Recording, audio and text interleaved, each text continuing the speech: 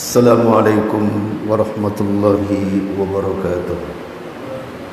Warahmatullahi wabarakatuh.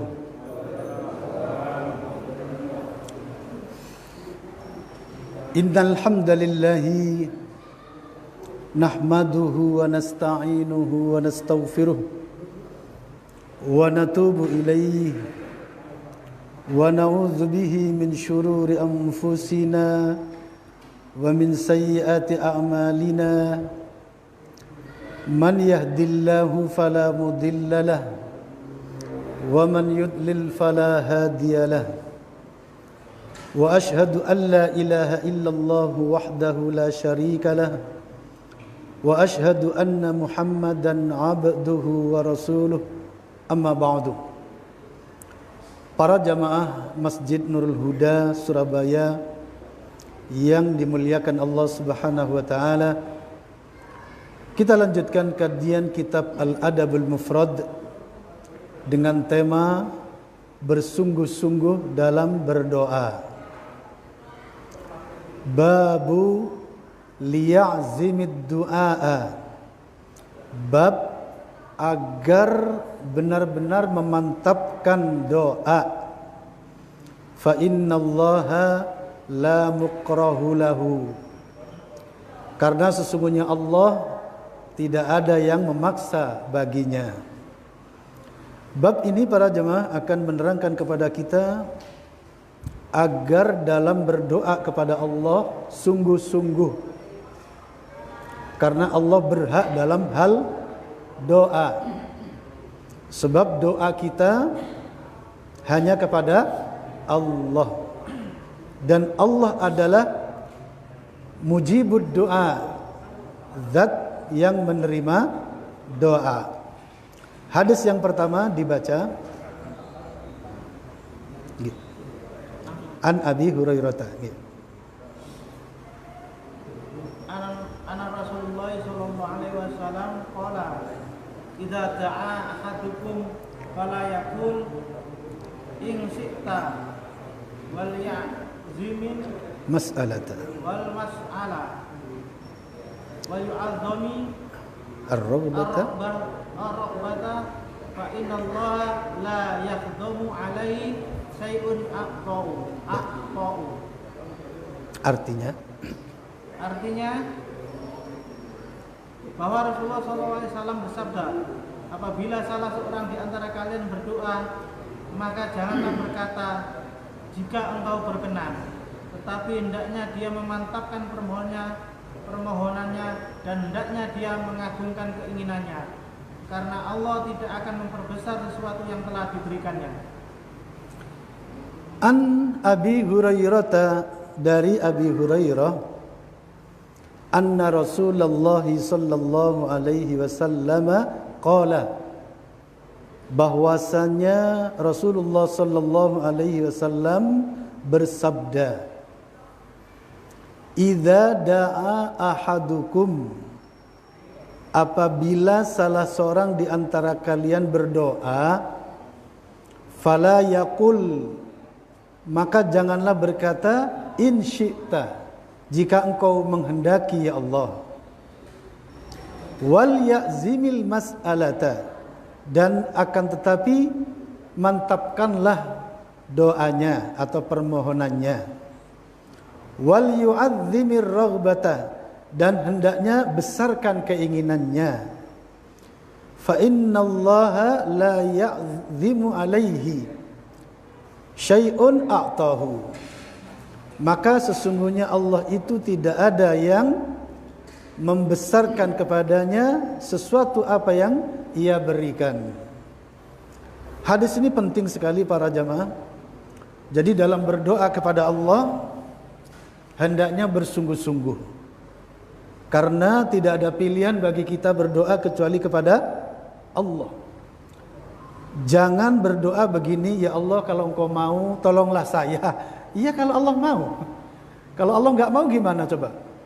Ini nggak benar. Kepada Allah tidak seperti itu. Kalau kepada Allah gimana? Ya Allah tolonglah aku. Itu yang benar. Tolonglah aku ya Allah. Ya Allah, Kalau engkau mau sembuhkan penyakit saya ya Allah. Kalau nggak mau gimana? Tidak boleh. Ya, ya Allah, negeri kami sedang dilanda virus Veronica. Virus apa? Lali terus. Negeri kita sedang dilanda virus Corona, COVID-19 ya Allah. Kalau engkau mau ya Allah, usirlah virus itu dari negeri ini. Kalau engkau nggak mau gimana? Ini namanya basa-basi. Kurang mantap doanya. Yang benar apa? Mantapkan sekalian. Ya Allah, negeri kami sedang dilanda virus Corona 19 ya Allah. Maka selamatkanlah kami, bersihkanlah negeri kami dari virus yang mematikan ini ya Allah. Sambil menangis. Sungguh-sungguh inilah yang dimaksud liya'zimil mas'alata. Liya'zimil mas'alata. Mantapkan dalam berdoa. Jangan masih mengandung basa-basi atau kurang mantap ya. Ya Allah, sebenarnya saya mau jadi orang kaya ya Allah. Tapi kalau engkau enggak mau ya enggak apa-apa. Akhirnya gimana? Miskin terus akhirnya. Ya minta pada Allah. Minta dijadikan orang kaya boleh enggak para jamaah? Boleh selama memang tujuannya memang untuk kebaikan. Yang tidak boleh itu kalau semangatnya hanya untuk fulus saja. Semangatnya hanya untuk fulus. Nah ini yang enggak boleh. Hidup hanya untuk dunia saja. Itu yang enggak boleh. Makanya Allah kemudian menyindir sebagian manusia yang hanya keinginannya untuk dunia saja itu, seperti dalam surat apa itu? Surah Al-Baqarah ayat 199. Coba dilihat. Surat Al-Baqarah ayat 199, di mana Allah berfirman, wa minan nasi may yaqulu rabbana atina fid dunya wa ma lahu fil akhirati min khalaq. Ayat ke 200 ya, ayat ke 200, coba dibaca maknanya.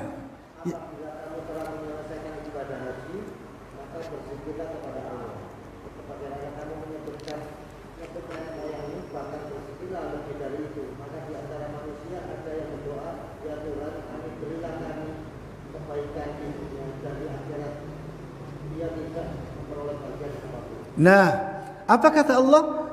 Fa idza qadaitum manasikakum, maka apabila kalian telah menyelesaikan manasik kalian, ibadah haji kalian, fadhkurullaha, kata Allah, maka berzikirlah kepada Allah, kadzikrikum aba'akum au asyadda dzikra, seperti ingatan kalian kepada bapak-bapak kalian atau lebih banyak darinya. Faminan nasi, maka di antara manusia, man yaqulu, ada yang berkata, Rabbana atina fid dunya, ya Tuhanku berilah kami kebaikan di dunia, wa ma lahu fil akhirati min khalaq, dan tidak ada baginya di akhirat nanti bagian sedikit pun. Ini orang yang hanya mementingkan urusan dunia saja, tidak ada urusan akhiratnya. Kerja siang dan malam hanya untuk kepentingan dunia. Apa kata Allah? Wa ma lahu fil akhirati min khalaq, dan tidak ada baginya bagian sedikit pun di akhirat nanti. Di akhirat tidak mendapatkan apa-apa karena yang diminta hanya urusan dunia saja, dan inilah yang terlarang. Jadi enggak apa-apa, silakan kerja keras, silakan cari modal sebanyak-banyaknya, silakan. Bahkan kalau jamaah masjid Nurul Huda ini jadi bos-bos semuanya bagus, jadi bos-bos, bisnisnya Masya Allah, modalnya miliaran rupiah, tapi 5 waktu ngumpul di masjid Nurul Huda. Hebat gak kira-kira? Halo? Hebat? Hebat. Itu yang dimaksud oleh Islam. Benar itu. Masya Allah, semua jamaah masjid Nurul Huda pebisnis, bos-bos, punya perusahaan-perusahaan. Masya Allah, masing-masing orang karyawannya mencapai 100.000 orang. Tapi setiap 5 waktu ngumpul di masjid, setiap ada majelis taklim hadir semuanya dengan kerendahan. Wallahi, itu yang dimaksud. Ya, di dalam Islam yang tidak boleh itu hanya satu para jamaah. Kalau semata-mata hanya urusan dunia, itu yang tidak boleh. Ya, begitu juga dalam berdoa para jamaah. Kita ini para jamaah, hajat kita terhadap doa itu luar biasa. Hajat kita atas pertolongan Allah untuk diri kita. Hajat kita atas campur tangan Allah untuk hidup kita amat sangat besar. Bayangkan kalau tidak ada ikut campur tangan Allah pada diri kita, artinya segala urusannya lewat jalur syaitan. Itu yang dimaksud. Arti yang dimaksud Allah tidak ikut campur itu bukan berarti Allah lepas, tidak. Sebab alam semesta milik siapa para jamaah? Milik Allah. Tapi yang dimaksud Allah tidak ikut campur karena jalurnya lewat jalur syaitan. Segala sesuatunya ukurannya hawa nafsu, fulus. Begitu. Karena apa? Disetir oleh setan. Allah serahkan kepada setan. Kenapa? Karena kita maunya di situ gitu loh. Tapi kalau kita ini menginginkan Allah, menginginkan ridha Allah, insya Allah Allah yang akan membimbing. Makanya kalau berdoa liyazim al-mas'alata. Ketika memohon surga, benar-benar minta surga. Kata Rasulullah apa? Idza sa'altumul jannata fas'alil firdaus. Kalau kalian memang minta surga, jangan tanggung-tanggung. Mintalah firdaus sekalian. Jangan seperti orang sebelah. Doanya basa-basi. Mintanya kepada Allah main-main. Wah, lagunya Masya Allah. Kalau jenengan mendengarkan lagunya orang yang punya seni, gak bisa tidur. Wah, enak lagunya. Begini lagunya. Sekaligus doa mereka.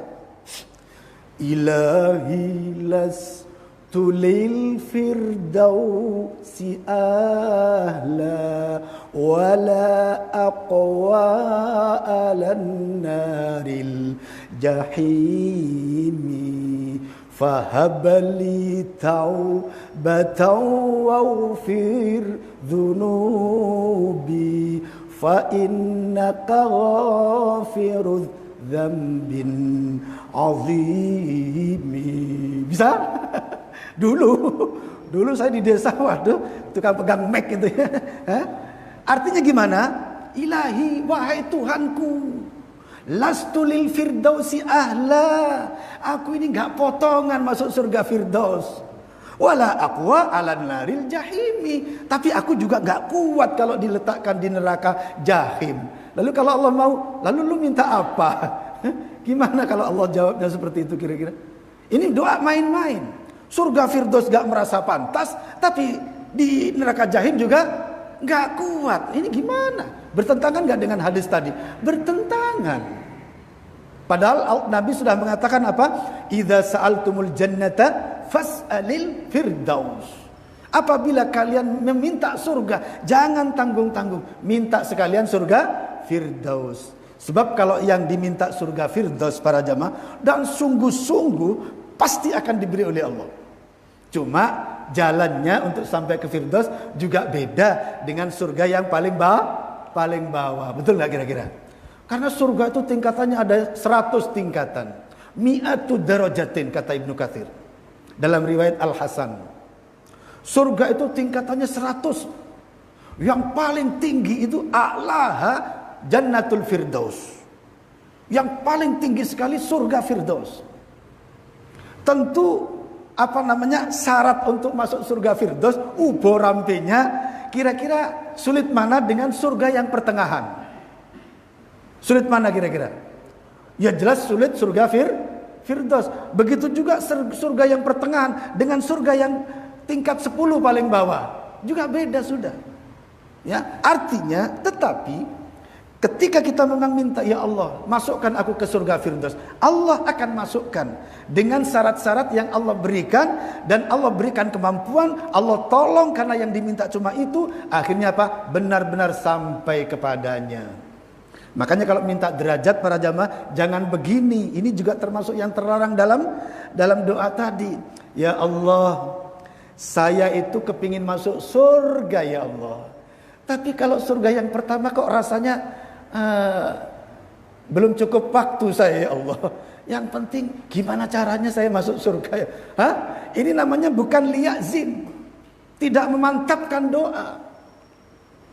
Ya, mantapkan doa itu. Ya Allah, masukkan aku ke dalam surga Firdaus. Ini mantap namanya. Liyazim al-mas'alata. Begitu juga ketika misalnya benar-benar saat ini kita ini sedang menggarap suatu bisnis gitu loh. Misalnya ada tender yang memang kita dimenangkan oleh Allah.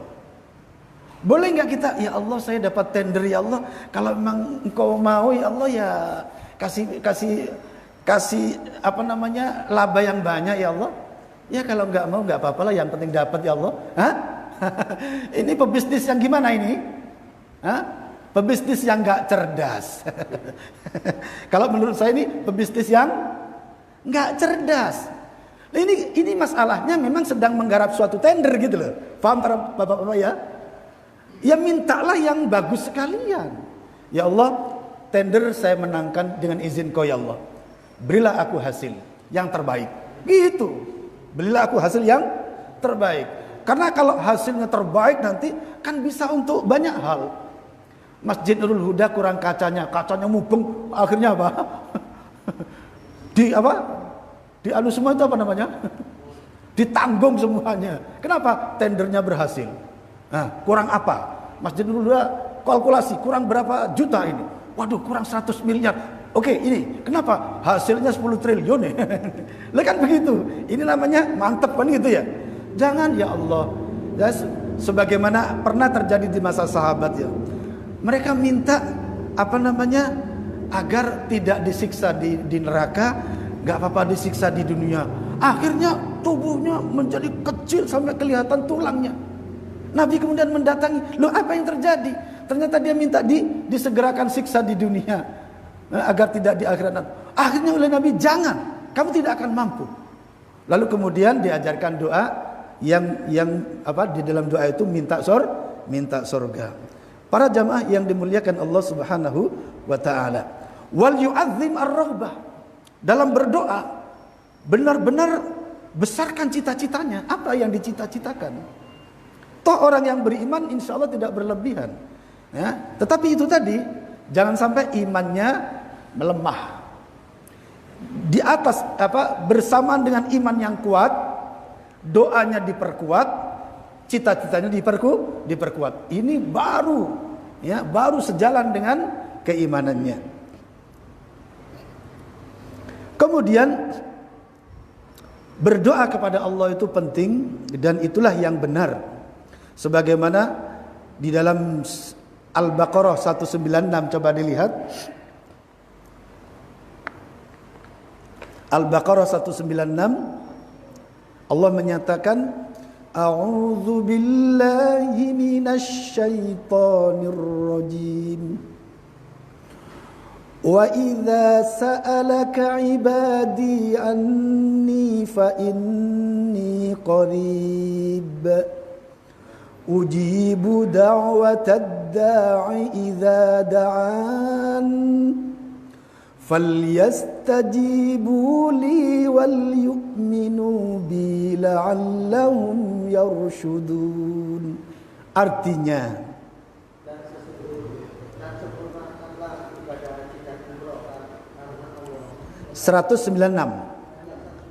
Al-Baqarah 186 186 Masya Allah. Iya. Gih, monggo.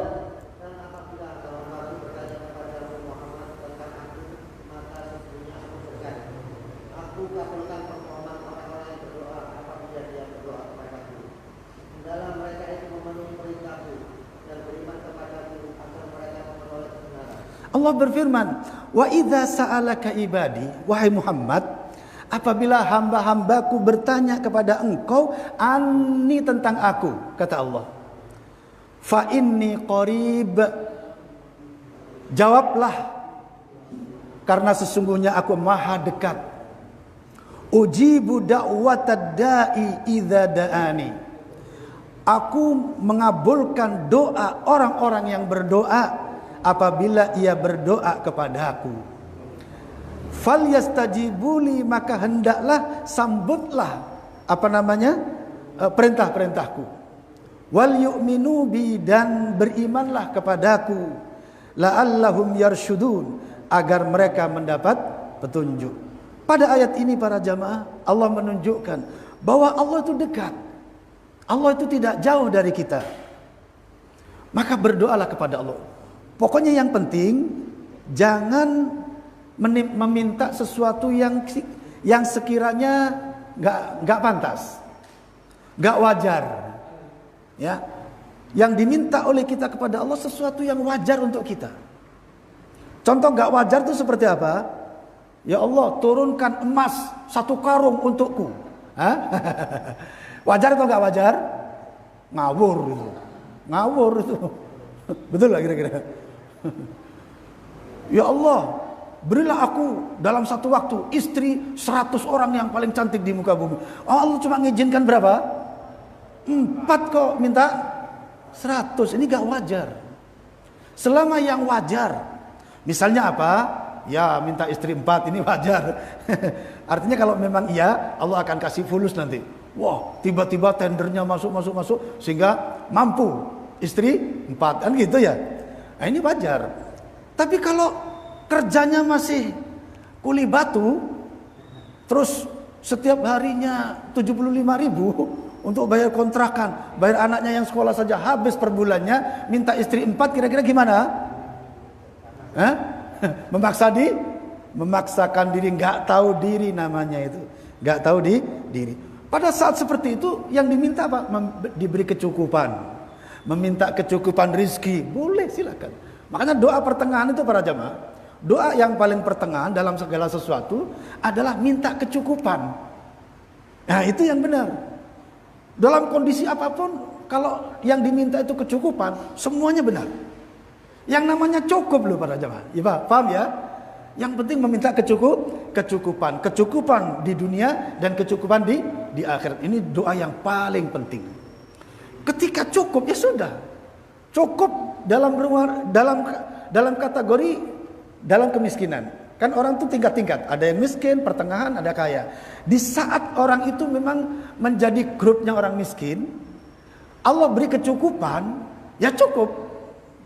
Kos-kosannya terbayar, belanjanya sebulan juga terpenuhi, anaknya sekolah juga sudah bayar semuanya bulan berikutnya, apa kata bulan berikutnya, kan begitu. Itu namanya apa? Kecukupan. Karena namanya cukup itu para jamaah, gini aja. Listrik untuk orang miskin yang kontrak, yang kos-kosan, dengan listrik orang yang punya rumah, dengan listrik orang yang punya rumah plus kaya, pembayarannya beda nggak kira-kira ke PLN? Hah? Beda. Karena orang kaya itu macam-macam. Kulkas, apalagi? Kulkas, freezer, TV, apalagi? Oh, belum ini.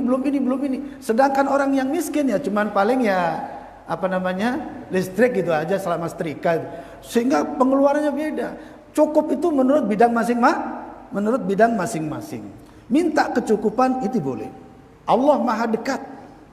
Apabila hambanya berdoa, Allah Maha dekat. Maka berdoalah kepada Allah Subhanahu wa taala. Sampai kapan? Apakah doa kita pasti diterima di sisi Allah Subhanahu wa taala?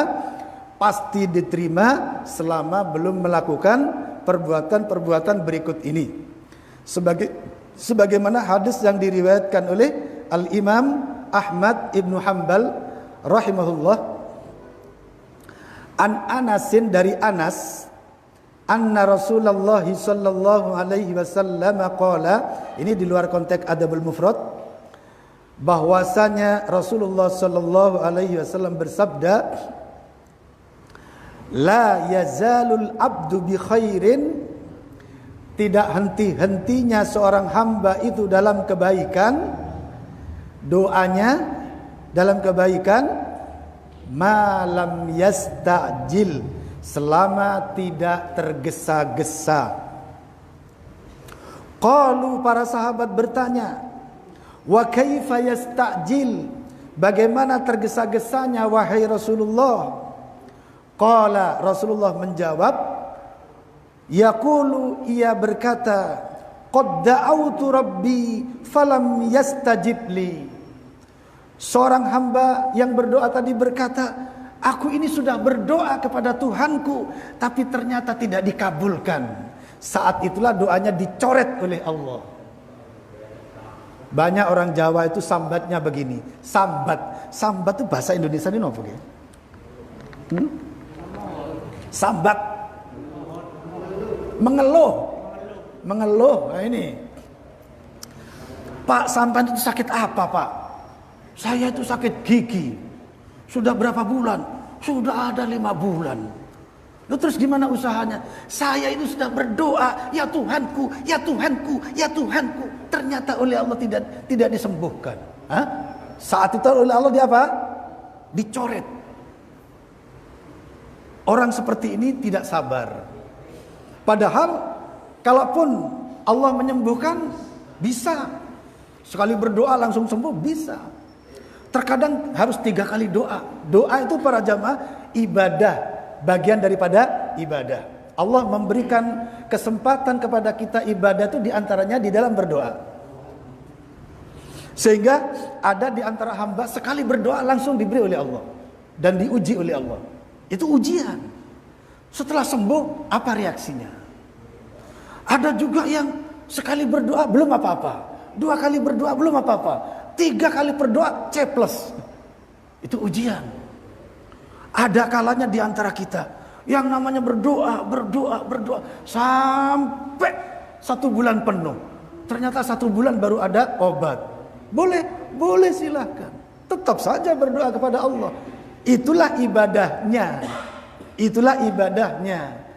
Sekian selama 1 bulan berdoa dan tetap berharap kepada Allah, tidak berpaling dari Allah. Betapa banyaknya itu ibadah. Makanya kita lihat pada diri kita, karena tujuan kita semata-mata apa? Ibadah. Berdoalah. Saya kok sakit, ya berdoa.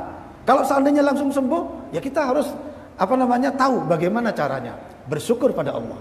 Oh, ternyata sudah seminggu ini saya berdoa, tapi kok nggak sembuh-sembuh. Oh, mungkin inilah kesempatanku berdoa, ibadah dari hasil doa. Terus di mana? Ternyata seminggu sudah berdoa, angkat tangan, belum sembuh. Ya sudah, barangkali memang di sini saya harus beribadah. Saya ikuti saja sampai kapan? 2 minggu, ternyata belum sembuh. Teruskan aja. Oh, ternyata saya masih diberi kesempatan lagi, berdoa lagi. Baru minggu yang keempat langsung bledos yang namanya udun itu misalnya. Ya sudah. Alhamdulillah selama 2 bulan kita tidak putus asa, tetap berdoa. Subhanallah, betapa ini adalah pahala yang besar. Intinya para jamaah, semua ini sebenarnya Allah tujuan kita. Dikasih sembuh langsung, iya, alhamdulillah. Enggak juga iya, atau berkala juga iya. Seandainya ternyata nggak ada sembuh dari doa itu, tetap aja sakit sampai mati, kira-kira gimana? Nggak apa-apa. Yang penting kita sudah lolos, sukses, tetap beribadah kepada siapa? Allah. Tidak kemudian cari jalan pintas. Sebab banyak orang itu suka nyari jalan pintas. Tolong ngaji dulu. Banyak orang suka nyari jalan pintas para jamaah. Contoh orang nyari jalan pintas itu seperti apa? Nyari jalan pintas, ingin segera punya gitu loh, ingin segera kaya. Akhirnya apa? Datang ke Gunung Kawi.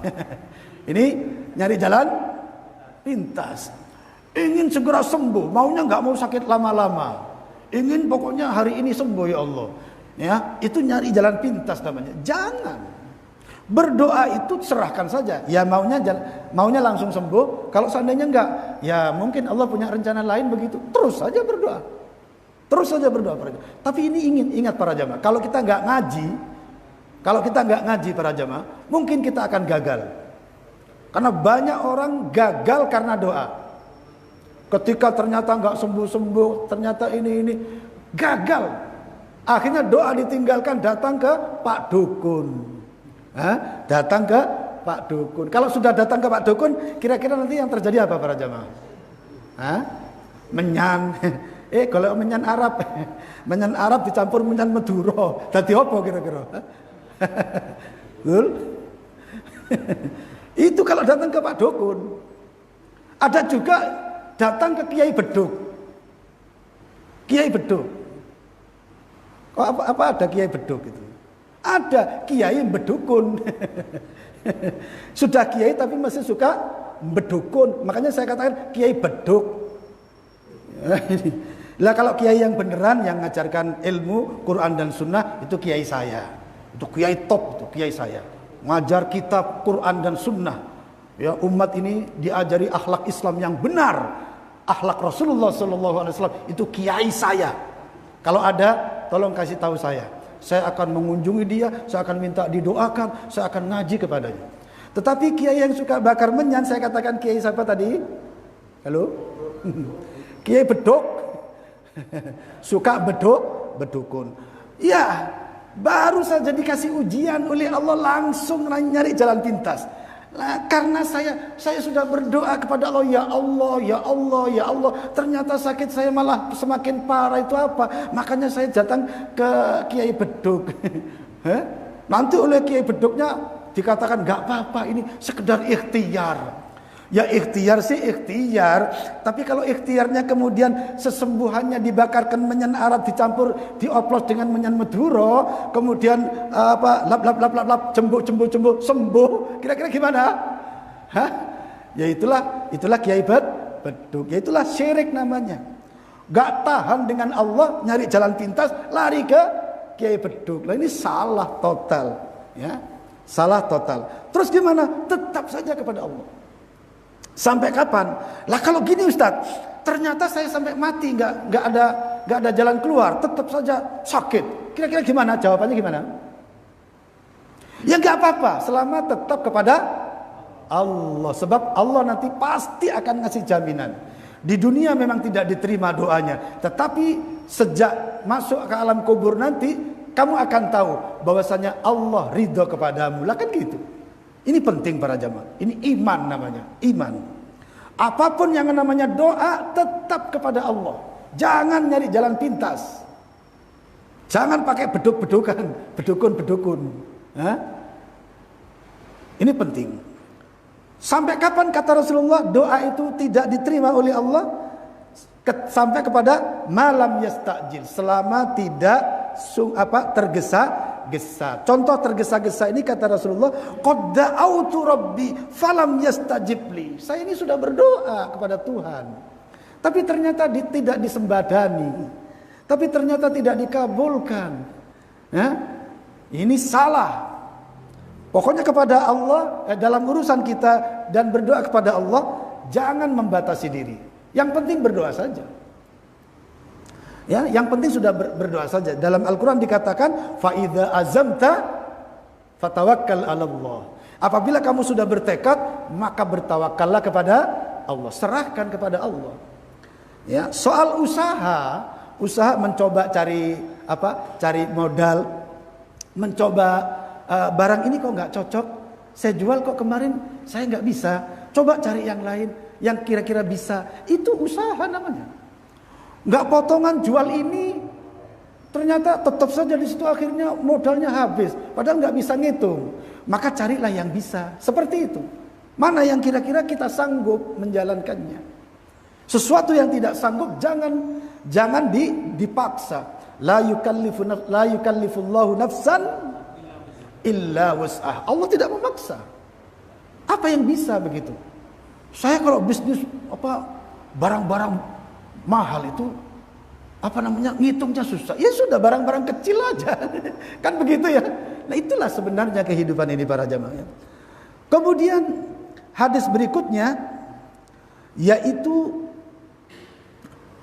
qala al-Imam Ahmad ibn Hanbal haddatsana Yazidu qala haddatsana rajulun, telah bercerita kepada kami seseorang, annahu sami'a Aba Utsmana wa huwa an-Nahdi, bahwasanya ia mendengar Aba Utsman yaitu An-Nahdi yuhadditsu an Salmana, ia bercerita dari Salman yakni Al-Farisi radhiyallahu anin Nabi sallallahu alaihi wasallam annahu qala, dari Nabi sallallahu alaihi wasallam bahwasanya Allah bersabda, Allah berfirman, innallaha ta'ala, Nabi sallallahu alaihi wasallam bersabda, innallaha ta'ala, sesungguhnya Allah taala, yastahi, la yastahi, sungguh dia malu, an yabsutul abdu ilaihi yadaihi, di mana seorang hamba membeberkan kedua tangannya ke langit, yas'aluhu fihima khairan, yang mana dia berdoa kepadanya, yakni kepada Allah dengan kedua tangan itu kebaikan, fayaruddahuma khaibataini, lalu oleh Allah dikembalikan dalam keadaan sia-sia. Allah malu. Maksud hadis ini para jamaah, ketika seorang hamba itu sudah tidak lagi ke dukun, sudah tidak lagi ke kiai bedok, dia benar-benar menuju kepada Allah. Allahumma inni as'alukal jannata. Bapak-bapak, ibu-ibu, ibu-ibunya nggak pernah ada ini ya. Kalau perlu diundang ibu-ibu. Ya Allah, aku minta surga, boleh nggak? Bapak-bapak selama ini sudah berkata begitu nggak doanya? Tiap hari? Alhamdulillah. Kalau perlu sehari 100 kali. Karena surga itu penting bagi kita. Betul lah kira-kira? Siapa yang kepingin, saya kok kepingin nyicipin neraka titik-titik itu? Ada nggak kira-kira? Yang kepingin nyicipin neraka titik-titik ada nggak? Oh jangan, nggak kuat kita. Setiap hari minta surga saja, ya.